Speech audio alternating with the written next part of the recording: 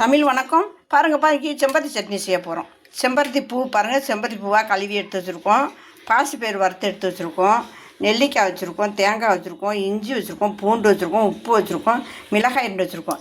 இதுதான் நம்ம இன்றைக்கி சட்னி செய்ய போகிறோம். செம்பருத்தி சட்னி தான் வைக்க போகிறோம். செம்பருத்தி பூ தான் சட்னி செய்ய போகிறோம். இப்போ எல்லாமே போட்டு மிக்ஸி ஜாரில் போட்டு அரைச்சிருவோமே. எல்லாமே மிக்ஸி ஜாரில் போட்டோம். இப்போ தேவையான அளவு கொஞ்சம் தண்ணி ஊற்றிக்கிடுவோம். இப்படி கொஞ்சமாக தண்ணி போட்டுக்கிறோம். இப்போ அரைச்சிடுவோம். பாருங்கள், செம்பருத்தி பூ சட்னி பாருங்கள். செம்பருத்தி பூ பச்சைப்பயிறு சட்னி வச்சுருக்கோம்.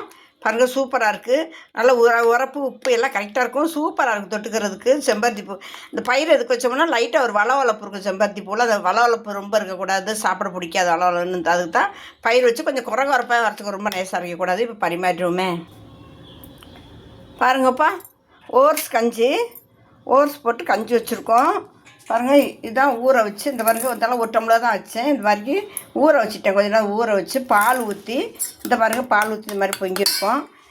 பால் ஊற்றி இந்த மாதிரி பொங்கியிருக்கோம். வெண்டைக்காய் பொரியல்,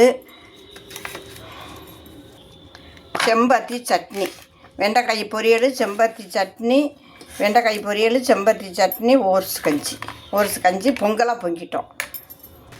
இதான் இப்போ கஞ்சி வைப்போம். இப்போ இன்றைக்கி பொங்கியாச்சு. பொங்கலை பொங்கிட்டோம். கொஞ்ச நேரம் ஊற வச்சு பொங்கிட்டோம்.